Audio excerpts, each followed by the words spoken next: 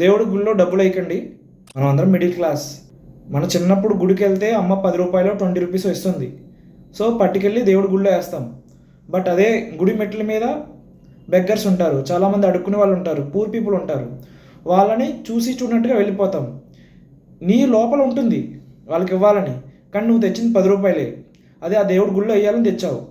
And నీలో 2 ఆలోచనలు వస్తాయి. ఆ 10 రూపాయలు నువ్వు దేవుడికి వేస్తే నీ కోరికలు తీరుస్తాడని. అండ్ అదే 10 రూపాయలు దేవుడి గుడిలో వేయకుండా వీళ్ళకి ఇవ్వాలని నీకు ఉంటుంది. కానీ నీ కోరిక అప్పుడు దేవుడు తీర్చాడేమో అన్న భయం కూడా నీలో వస్తుంది. సో చాలామంది వాళ్ళకి ఇవ్వరు, ఎంత పట్టుకొచ్చారో అంతా గుళ్ళో వేస్తారు. అండ్ ఒకనొక పాయింట్లో నేను రియలైజ్ అయ్యా, నేను అలా చేసినోడిని. కానీ నేను ఇప్పుడు ఏ గుడికి వెళ్ళినా దేవుడి గుళ్ళో హుండీలో మ్యాక్సిమం డబ్బులు వేయట్లేదు. పట్టుకెళ్తున్నా 100 రూపీస్ ఎంతో కొంత. కానీ గుడి బయట ఉన్న బెగ్గర్స్లో ఎవరైతే మరీ వీక్గా ఉంటారో, సో ఎవరైతే మరీ ఓల్డ్గా ఉంటారో వాళ్ళకే ఇస్తున్నా.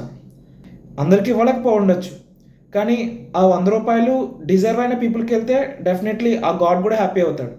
నిన్నేమి ఆ గాడ్ తన హుండీలో డబ్బులు ఏమని అడగడు. మానవ సేవే మాధవ సేవ అంటారు కదా. కోటీశ్వరులు, చాలా డబ్బులు ఉన్న వాళ్ళు ఆయన సేవించడానికి ఆయన హుండీలో చాలా కోట్లు వేస్తుంటారు. నువ్విచ్చే 100 రూపాయల్లో ఆయనకేమీ వచ్చేది.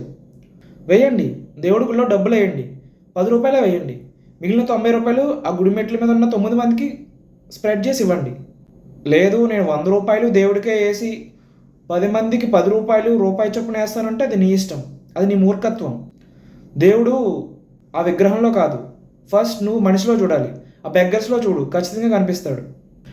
వీలైతే ట్రై టు ఫీడ్ దెమ్. అంతేకాని హుండీలోనే వేస్తే దేవుడు నా మొక్కు చెల్లిస్తాడు, హుండీలోనే వేస్తే దేవుడు నా కోరిక తీస్తాడు, సో ఈ టైప్ ఆఫ్ మైండ్ సెట్ని మర్చిపో. అండ్ నేను ఒకసారి తిరుపతి వెళ్ళినప్పుడు 500 క్యారీ చేసి వేద్దామని, కానీ అక్కడ బెగ్గర్కి ఇచ్చేసాను. ఎగ్జాక్ట్లీ 16 రూపీస్ మాత్రం వేశాను. మరి నన్ను ఏం హామ్ చేయలేదా దేవుడు? ఎస్, నేను రియలైజ్ అయ్యా ఒకనొక పాయింట్లో. సో నెక్స్ట్ మీరే అవ్వాలి. మ్యాక్సిమం దేవుడి గుళ్ళో డబ్బులు వేయకండి, అక్కడున్న బెగ్గర్స్ని ఫీడ్ చేయండి. ఆ బెగ్గర్స్లోనే ఉంటాడు దేవుడు. సో అది మీకు చూడడం అలవాటైతే ప్రతి చోట దేవుడే కనిపిస్తాడు, గుళ్ళో మాత్రమే కాదు.